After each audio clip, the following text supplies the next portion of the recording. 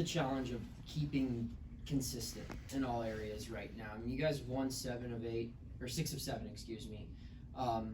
But, you know, a season can have its ups and downs. How do you avoid falling down too low while you guys are still hot? Big thing for us is always staying even regardless of the outcome, but we got to stay consistent with what we're doing. So we're practicing very well, a lot of energy, and our good practices have led into good games. So just keeping the main thing, and not letting distractions keep up with us is what we've been doing. It's been a recipe for success. Is it almost a challenge to not think too much about how well you guys have been playing, or is it better to look back and say that, like, hey, look, we have a reason to be confident and continue to play confident because of this? I think Coach said something today like block out the rearview mirror. So our next challenge is Louisville on Saturday, and we got to come with that with the best attitude, the best energy, and with that we'll do what we do. Ish, it's one thing to say, hey, we made 14 threes, but what's setting up? What's allowing you guys to get into that kind of rhythm to get into those shots? I mean, our offense is free flowing, and our defense has been spectacular. So we've been able to create turnovers and just tough shots for the offense on the other team, and has led to good things on our offensive side. Speaking of distractions and not looking past, but looking forward, people are talking about you guys as an NCAA Tournament team at this point. Do you guys think about that at all, and how much is that? You know, is that too much of a distraction? Can it be a motivator? How do you guys look at it? It's definitely a motivator, but we're just taking it one game at a time, one day at a time, just trying to win each day, and that's our main objective. You talked about after the Virginia game, you know, talk about defense and the importance of not ball watching, you know, being aware of how they're trying to screen you, the different ways they're trying to screen you. How have you seen both Bub and Jalen take that on as freshmen? Like, you're a veteran, you've seen that kind of stuff, but this is their first time seeing it at the college level. How have you seen them approach that, and how you guys prepare? They've been locked in from practice to the game, and I knew they were going to do a good job defending those guys because they did a good job in practice. And our guys, we do a great job of just scouting in general, so it just translates to the game, and they're doing a great job. Ish, where's that improvement in defense come from? Just our energy, our overall effort and energy. That's something you can't coach. Our second efforts, our winning plays, that's just us. That's just who we are as individuals, and us as individuals makes us a collective group of dogs. Just looking, I mean, you mentioned it a little earlier, just on the better shot making. How much of an impact on that has Lowe had? You know, just looking at him coming in and really establishing himself as kind of that point guard, something that was maybe missing. Do you think that his ability to kind of get others involved has allowed everyone to be a better shot maker? Yeah, for sure. He definitely finds the guys. He finds everyone when they're open, hits them right on the dot, and we're able to make those shots that he gives us. Ish, what goes through your mind when you get the ball out in transition when you're pushing the other side? Just making the right play, honestly. That's pretty much all it is. If I see somewhere I can go attack a gap, then I attack a gap. If not, then we try and slow it down. You have a big like Fetty that runs the floor, gets out there fast, runs the rim to rim. How does that help you, you know, to have that option? You got shooters around the outside, you got him charging at the rim. Yeah, Fed does a great job of spreading the floor. It opens up lanes for us and lanes for himself, so it's kind of like a double-edged sword. You got to pick your poison. Do you guys feel the excitement building around your team right now, just with the run you've been on and the time of the season we're in? Do you feel the extra hype?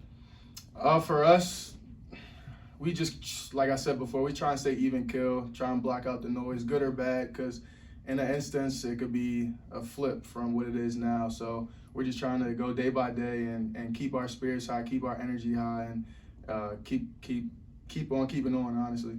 What was the reception like when you came back? This was kind of a monumental win for you. It was a big win. I mean, I bet for everybody, family, friends, reaching out, hey, great game, this and that. But for us, we're the ones on the court, and we're the ones who have to get these wins. So we just keep on keeping on and stacking wins.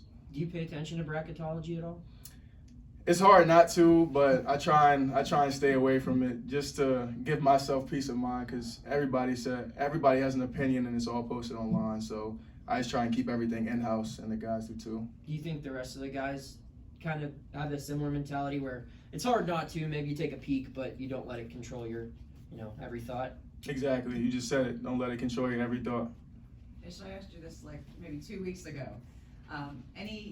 Coming off the bench with this win streak, now is it like a superstition thing? Are you better with it, or do you just want your feet on the floor no matter what?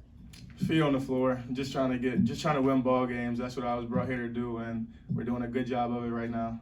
What kind of adjustments did you make? You talked about this earlier this season, but learning the pace and guys are a bit taller, a bit faster, a bit stronger in the ACC. What kind of adjustments did you make to learn how to finish better? Because that's one thing I noticed. Like you're much more consistent the past, let's say, month and a half to 2 months when you get to the rim.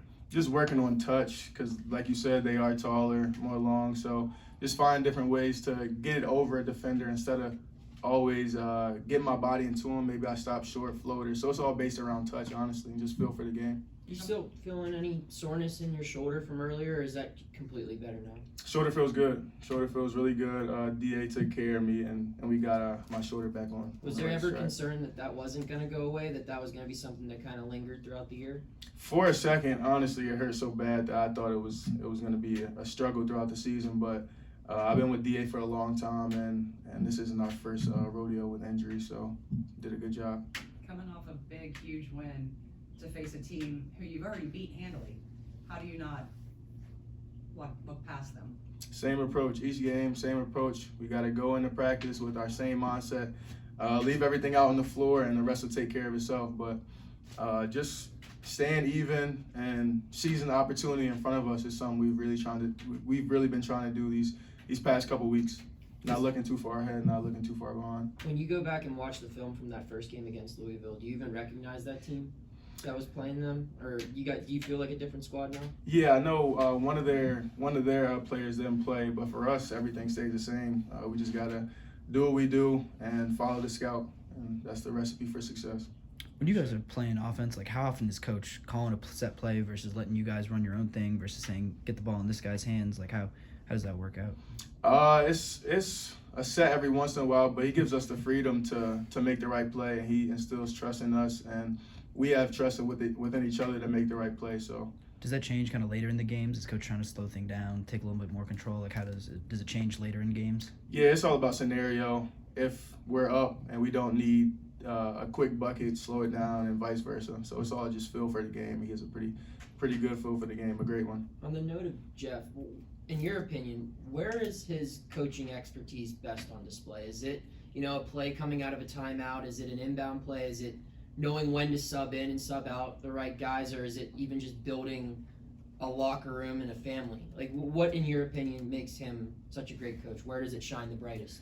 For me, it's just building a culture. So I came in, and that's something he sold me on. And looking back, it's come to fruition, honestly. Like, just the culture around here, like, we like each other. We're happy to play for each other. We're happy for each other. And that shows on the court, whether you guys see it or not. So that's just the biggest thing for me. He just built a fantastic culture. How hard is that to do in today's game? I mean, because it's a new roster pretty much for every team every year. Mm-hmm. I feel like that's not common in a lot of programs. It's extremely tough to do. Everybody has to be bought in, and a lot of times that just isn't the case. But here, it's definitely the case, and it's thanks to Coach Kate. Ish, you've been asked a few times about Blake. Now that you're about 3/4 of the way through the season, what's it been like to be his teammate? It's incredible. He's a great leader. Honestly, we follow suit with however he's going. So it's just been a great time just being next to him, being on the court with him.